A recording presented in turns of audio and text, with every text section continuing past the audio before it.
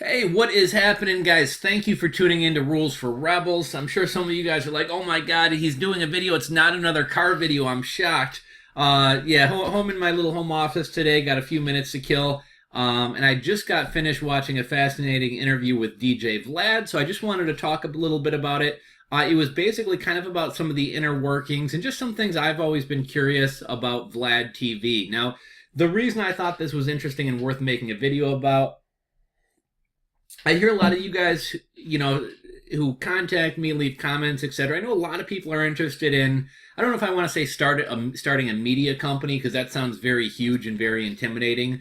But I know a lot of you guys are interested in starting like an online magazine, a blog, a YouTube channel, a website about a certain interest area or topic that you're passionate about. And that's exactly what DJ Vlad has done. And he's actually managed to grow it into, I guess we could say a media empire as opposed to just like a small time blog.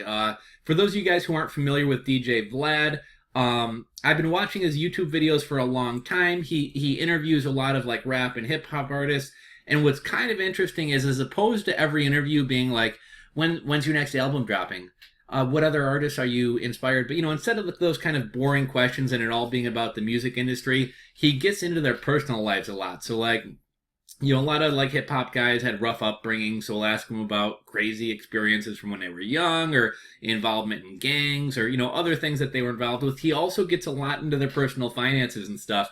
And one thing that's kind of cool about him is, as opposed to like being kind of a yes man and kissing their asses, he's really not afraid to kind of push back a little bit to have his own opinion. I think when a lot of people like interview, especially celebrities, music artists, entertainers, either they're starstruck or they really want to stay on their good side to keep being able to do future interviews. So like they're not willing to kind of ask those difficult questions and things like that. And Vlad will talk to people about their spending. He'll talk to rappers about their spending. And if like they bought 5 Lamborghinis, he'll be like, that's kind of a stupid fucking investment. Maybe you should put your money into the stock market. So he's definitely not afraid to have his own opinion. Like I said, I've only really watched his YouTube videos. I've never really visited Vlad TV, the website, up until checking it out before making this video. And really, I didn't know that much about him, although he has a pretty fascinating bio. So Vladimir Labomsky, Russian dude, born June 28th, 1973, known as DJ Vlad. He's an American disc jockey and executive vice president at Loud.com. He also runs Vlad TV, which is kind of a media empire. He's produced and directed films, CEO of Vlad TV. A lot of people referred to Vlad TV as kind of the TMZ of hip hop. And this was one thing I learned from the interview that I was really kind of surprised by. He's a computer science graduate of UC Berkeley. So he's got a tech background, and we'll get into this in a minute. I wanted to kind of highlight a couple things that he mentioned in the interview, and I will be linking to the interview in the description box below. But when they asked him, like, what do you think allowed you to kind of take off and grow really large, when a lot of other people, especially when he started Vlad TV, there was like a lot of new websites and blogs and stuff coming online. So they basically asked him, like, what allowed you to separate yourself from everybody else, and what allowed you to grow as big as you did? And he kind of attributed a lot to his tech background. He said most people who start like music blogs or music sites, they're music fans first. They decide to start a blog and they're figuring out how to try to do the tech component of it, or they're hiring people. He said, I'm a tech guy. So he really takes a lot of pride in the website. He said the back end, in terms of like other similar sites out there, he said his back end is fantastic.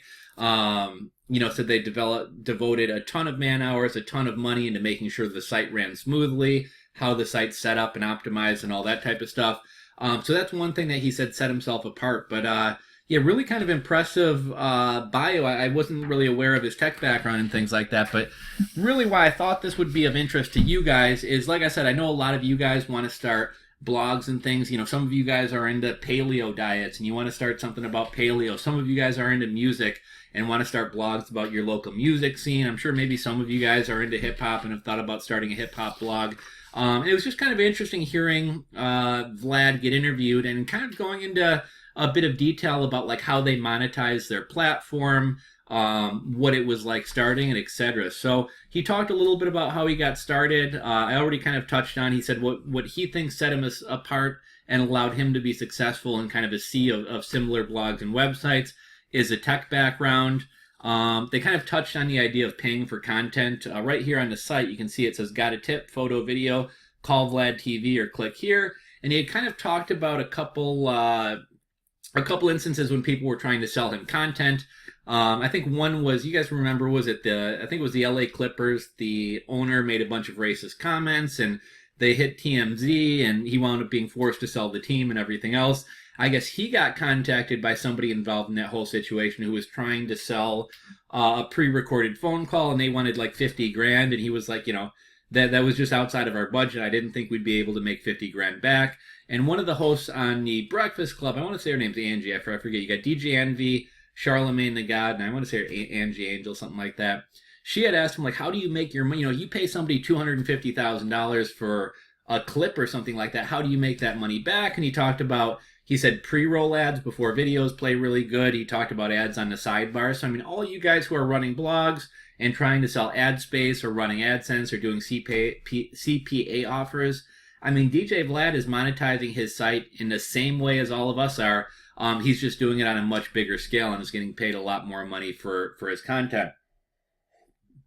But he talked about that a bit. Another interesting thing he talked about was how he distributes his content. So when new content comes out, it hits Vlad TV first. And I think it was DJ Envy was like, you put your content on YouTube? And he said, yeah, normally within, 2 or 3 days of it posting on the site, we put it on YouTube. And DJ Envy brought up an interesting point. And DJ Envy and the Breakfast Club, they have a background in like content distribution and stuff like that too. So obviously he brought up one concern, which is like, if you put your content on Vlad TV and you put it on YouTube, aren't you siphoning off some of your audience to YouTube? And I thought Vlad's response back to this was fantastic. He said, look, he said, we make the most money off content on our site, right? Like when you put something on YouTube, you have a 60-40 split with YouTube. YouTube's taking a big chunk of the profits.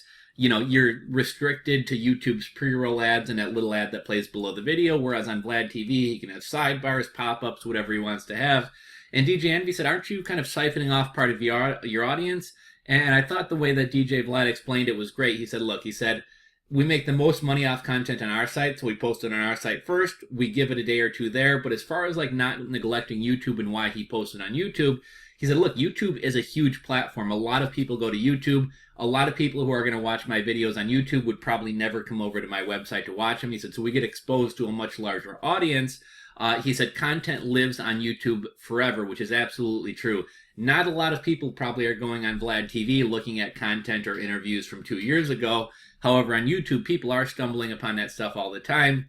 And then at the very end, he had an analogy that I thought was really smart. He said, look, when a new movie comes out, it hits the theaters first.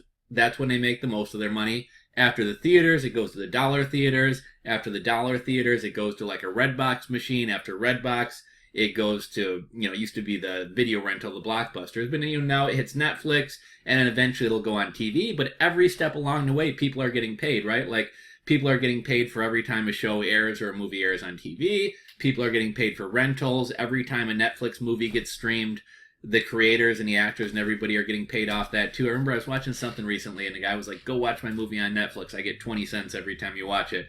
But kind of the same way that movies kind of get monetized a couple different ways and across a couple different channels, he kind of compared his content the same way. They kind of talked to him about what he views his site as. And I think a lot of times people try to copy and do what other people are doing. And Vlad said, well, we do have a huge focus on music. Well, we do feature music and new songs and new artists. He said, I view Vlad TV as more of a news site, more so than just a music site. Thought that was kind of interesting. And at the very end, they talked to him about, like, do you ever get threats from artists and things like that? And obviously, like, if he posts, like, an embarrassing video about Waka Flocka or whoever else, people get pissed off and call him and threaten him or whatever else. But, and he kind of talked, he's very diplomatic. He's like, look, I tell people, if you have an issue with something I posted, get on the phone with me. You can contact me.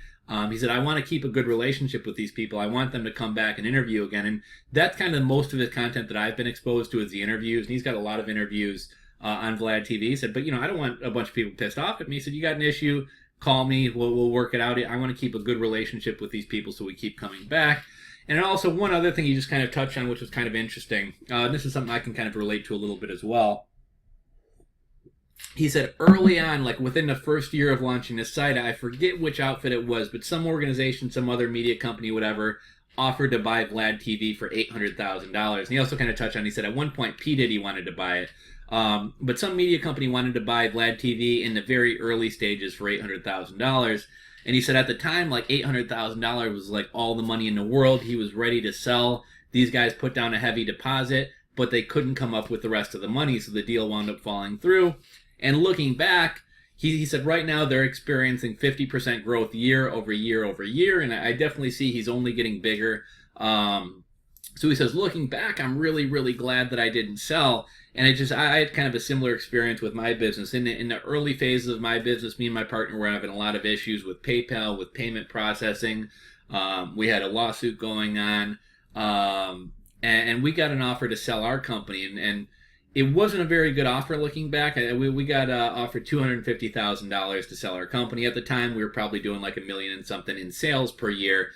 And a lot of times you're supposed to get like 5 years profits as a valuation. With internet companies, that tends to not happen just because there's so much risk and there's not a brick and mortar, there's not a ton of inventory, so you're pretty much paying all blue sky money. But we were actually going to do the deal. It was a tough time. The business hadn't grown to what it is today.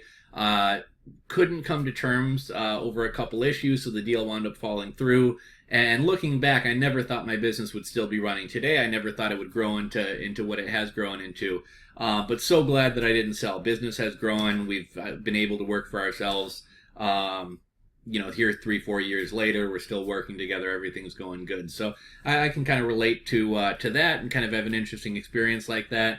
But yeah, overall, I just thought this was kind of a fascinating interview. If any of you guys have an interest in starting a blog, a website, a media company, I think just kind of hearing kind of how these companies run, how they're monetized, I thought it might be kind of some interest to you guys. And even if you guys don't want to start something like this, but you're just kind of curious from a business or an entrepreneur perspective, how like one man can roll out essentially a media empire. It was just kind of interesting to... that was kind of cool. You see on his site, it just said a new article is published. Click here to view. So that's some of the kind of tech things that he says why his site is more advanced than a lot of other ones out there. But yeah, if you guys have any curiosity about like how this type of business is run, how one guy can start a company like this, it's I don't know how long it was. It was like a 12-15 minute interview, something like that. A nice, easy watch. I'll link to it in the description box below. Check it out. Let me know what you guys think. And let me know. I'm always kind of curious to hear what type of projects, especially in like the blogging, YouTube sphere, that you guys have going on. So do any of you guys run a blog, a website, about hip-hop or music or soccer or baseball or any particular interest group? Let me know what it is. Let me know how you got it started. Tell us about it. Drop a comment in the comment section below. If you enjoyed this video, please give it a thumbs up. If you're not subscribed, hit that subscribe button below. Slow crawl to 100,000, but I really want to get that silver play button up here. So help me out, hit that subscribe button, and I'll catch you guys in the next video. Later, guys.